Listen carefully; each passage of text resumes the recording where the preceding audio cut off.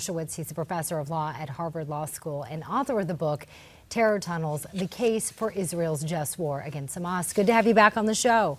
Thank you. Thank you for having me on. Now, Alan, we're getting some curious stuff. I don't know if it's legitimate reportage or politics.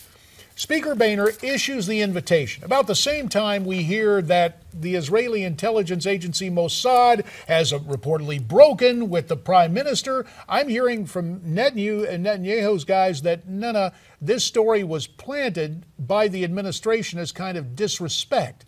Take us through what's really going on with this dance, the invitation to the prime minister, the talk of Mossad taking issue with the prime minister's stance on Iranian sanctions.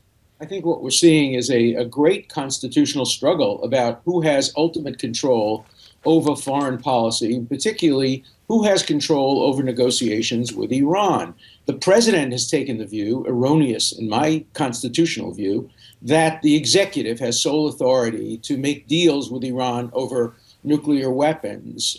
Congress has taken the view, correctly I believe, that the authority to negotiate treaties, and this is essentially a treaty, if not in formality, then in function, that Congress has a major role in input in the treaties. And Congress is trying to flex its muscles. By the way, not only Republicans, but Democrats like Senator Menendez as well.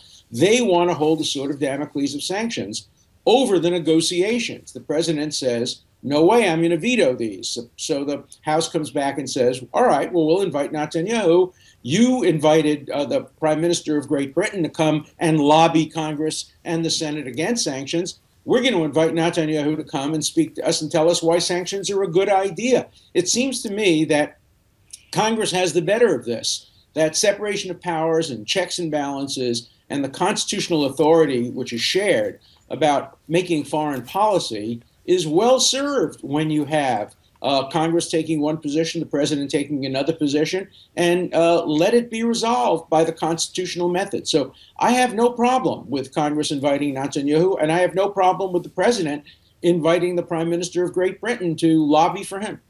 Alan, we're sitting there talking about Iran, and as we mentioned earlier during our Newsmax Now update, there are reports from Israel's Channel 2 that a warhead has been spotted sitting on a launch pad near Tehran. That brings the Iran an issue back home. They're supposed to be resuming these talks today in Switzerland between the U.S. and Iran. What does this say? Is this concerning to you? It's very concerning. Remember that the deal does not prevent Iran, even if they accept it, from developing warheads. They can continue to develop their missiles, which are marked death to Israel, death to America. They're missiles that are capable of carrying nuclear-tipped weapons. And so the deal that the administration has on the table that they hope Iran will accept, and the president says maybe 50-50, 40-60, it's not a good deal. It may be a good deal to protect the Obama administration from the accusation that it will allow Iran to develop nuclear weapons on its watch. Iran is not going to develop nuclear weapons in the next 2 years, I don't believe. But what I fear is that the deal will allow them to become a threshold nuclear state, which would enable them to have operational nuclear weapons shortly after the Obama administration is ended, unless the new president, whoever she or he may be, would stop that. But we know that with North Korea, it was impossible, and with Pakistan, impossible to stop once they were on the road to nuclear weaponry. But obviously, Alan, obviously the report that if the Iranians have developed a ballistic missile capable of reaching the United States, this changes the dynamic politically. I want to get to the other part of the political equation, however, and as stark as that news is about the missile, still it's a reality, I believe, specifically to President Obama. You know him well. Yes. It appears he has reacted personally. As I understand it, the White House has no plan when Prime Minister Netanyahu comes back in March. There is no scheduled accommodation for a meeting between the president and the prime minister as it stands now. Were you advising the president? Would you tell him to carve out a place in the itinerary to welcome in Prime Minister Netanyahu? It's a very hard question for the president because he says, and I take him at his word, that all American administrations have had a policy of not meeting with prime ministers who are running for office in contested elections. And of course, Prime Minister Netanyahu is running for office. And meeting the president is a big coup for any prime minister and any candidate. So I understand that argument.